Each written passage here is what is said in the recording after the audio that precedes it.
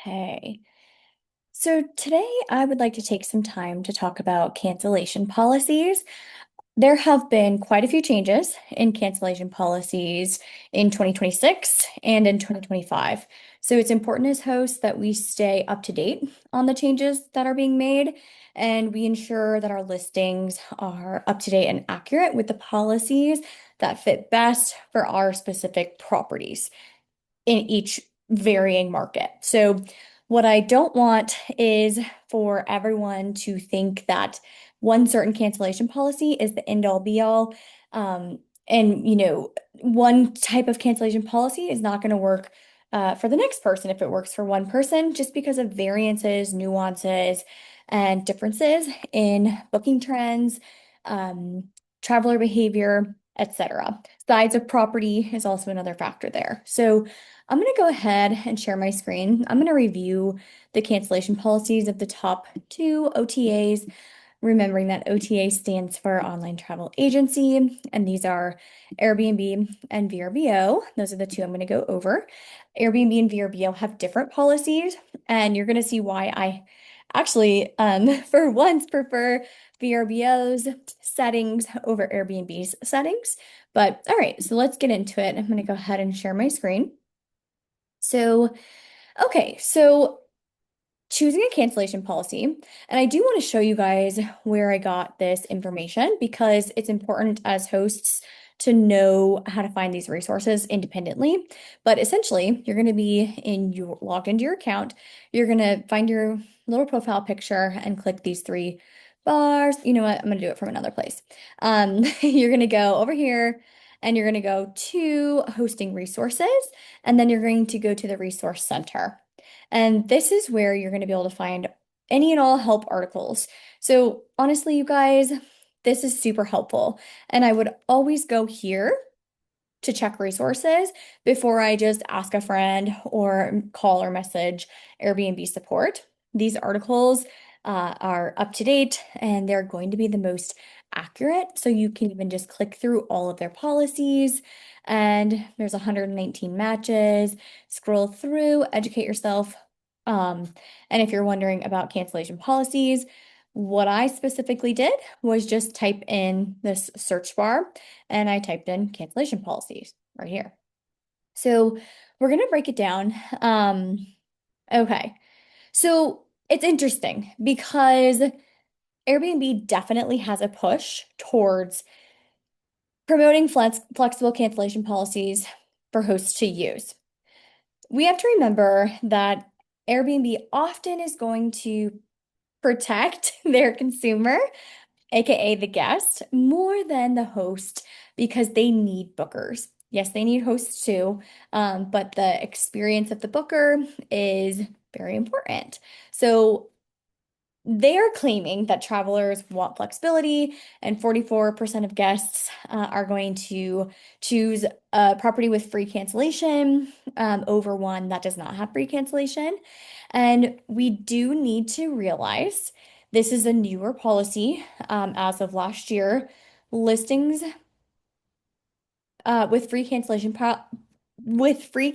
periods um, longer than just the 2 days that Airbnb gives every guest are being highlighted in search results. So, um, the right policy is going to depend on each host once again, and you can update your policy at any time. So, there's a lot of things to consider, right? They're essentially giving us the answers to the test, telling us that they want us as hosts to use a flexible cancellation policy.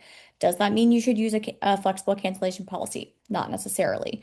These are going to be decisions that you make, once again, individualized to your specific situation. And so we're going to talk about each policy. So, first thing, again, we've already talked about the flexible policy.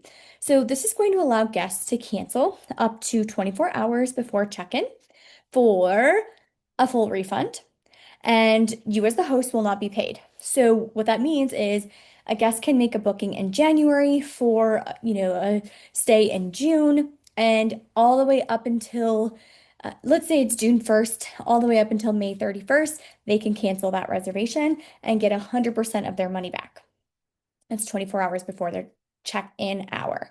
If they cancel less than 24 hours before that check-in hour and they don't actually ever come to the property, you'll be paid for the first night. If they cancel after they check in, you'll be paid for each night that they actually stay and one additional night after that. And everything else they get back for free. So this is a tricky, I think, verbiage that people really need to understand. So what this means is if a guest books a week on your calendar. They check in, they stay for 4 nights, they have a change in plans, they decide that they're going to go to somewhere else or they have to get home. They can cancel their stay at that moment. And once they cancel the stay, they need to be checked out of the property and they can get a refund for any additional night coming up that was originally booked. So you have to keep that in mind. And for that exact reason, I think flexible policies are best for markets where you get last minute bookings, where you're in a popular, high demand market. Your properties may be a little bit smaller because we know smaller properties are going to be able to book more last minute. Um, Larger properties, on the other hand, or maybe more remote location properties, flexible policy may hurt you in the long run there. So please know that a guest can cancel mid-stay. You'll be paid for up until the days that they stay, and then they will get refunded for any days that they choose to check out early. So, I think that's often misunderstood by hosts as well. Let's talk about the moderate policy. So it's a little bit more, or it's not as flexible, obviously, as the flexible policy, but it's still quite flexible. And you may still get a little bit of boost in the algorithm, I guess. I'm not totally sure on that because they do not define that like they do above for flexible policies getting that boost. So this is going to allow guests to cancel up to 5 days before check-in for their full refund, and the host will not receive any payment. If they cancel within 5 days from their check-in date, you'll be paid for any night they stay. If they don't stay, then it would just be one night and 50% of any unspent nights if they cancel within that cancellation or outside of that cancellation window. Okay, so if they do check in, same thing, you'll be paid for each night that they do stay, plus one night, and then they can still cancel mid-stay, and you would only be paid 50% for any unused nights that they check out early. Okay, so a little bit more favorable to hosts, but at the end of the day, you can expect to receive your full payout that you were expecting. Then we're going to talk about limited. So this is a new policy. There was not limited policy up until last year. Guests can cancel 2 weeks, 14 days before check-in for a full refund, and you will not be paid. If they cancel between 7 and 14 days before check-in, you'll be paid 50% for all nights. If they cancel less than a week, 7 days before check-in, you will get your entire payout. So you have to decide, are you a property that can get bookings within 1 week's time? That's pretty last minute still. Anything under 2 weeks, anything under 30 days really is more considered last minute. So you have to know your market and you have to know, again, the size of your property. And if you have a track record of getting lots of bookings within a 7-day window.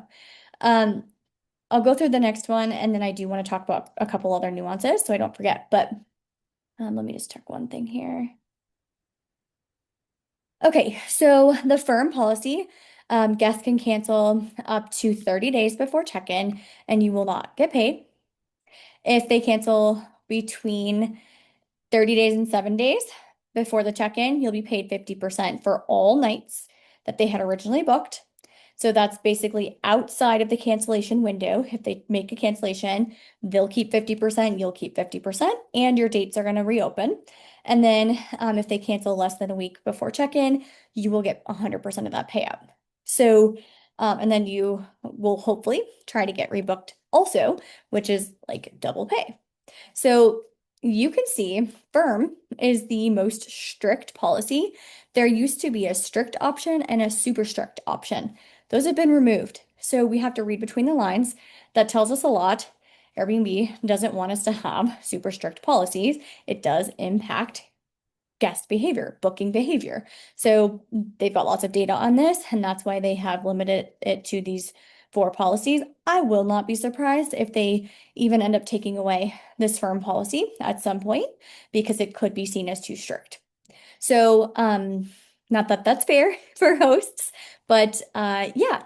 So, what you need to consider as well you have to factor in things like how long your listing has been live, how many reviews you have, your likelihood for getting last minute bookings, if you're in a high season or a low season, and you have to understand the history of your property.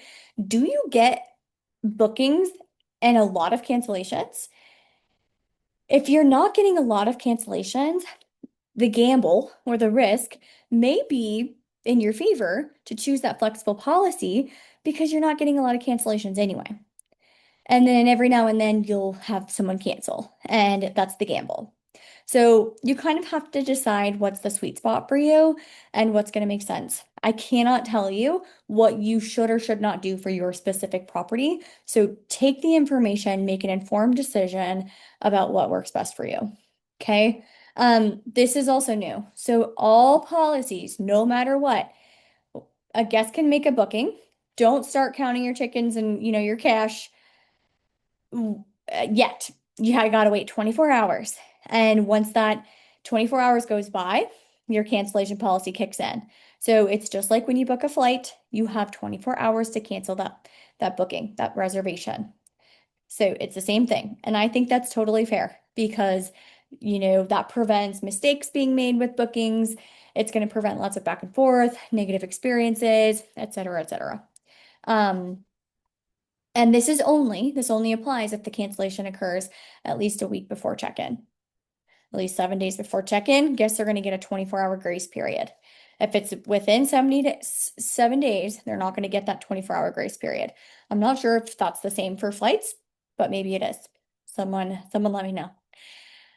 Okay. Another option, which I've talked about in previous coaching calls, you can choose a flexible cancellation policy and a non-refundable option. So a non-refundable option is going to be in addition to your standard cancellation policy. Do your own research, look up what that means.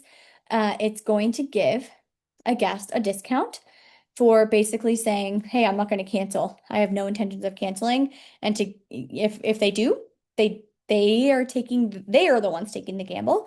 They're going to get a discounted rate, but they're not going to get any refund if they cancel. Something to note with that, guests may book the non-refundable option and still ask you for a refund. So you have to know your policies. Don't be giving away discounted stays and refunds when they booked the non-refundable option, or do if that's your hosting style. You will show up in search with a strikeout price, and the non-refundable 10% reduced rate is going to show up in search for anything. It's a certain amount of time, so anything 2 months out. Okay, so your discounted rate appears in search. Guests can either select standard rate or the discounted non-refundable rate.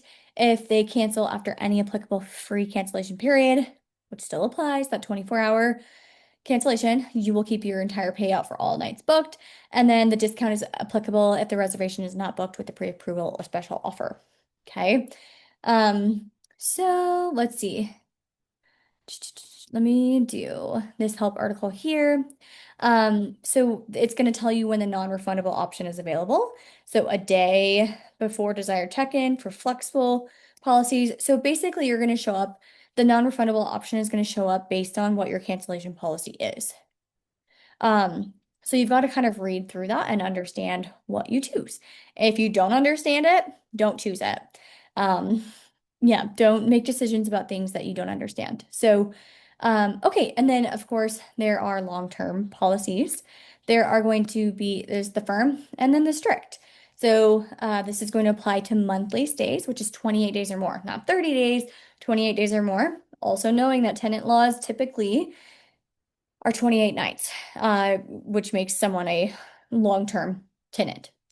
Okay, so firm policy, guests can cancel up to 30 days before check-in for a full refund. If a guest cancels after that, you'll be paid 100% for all nights spent and 30 additional nights after that.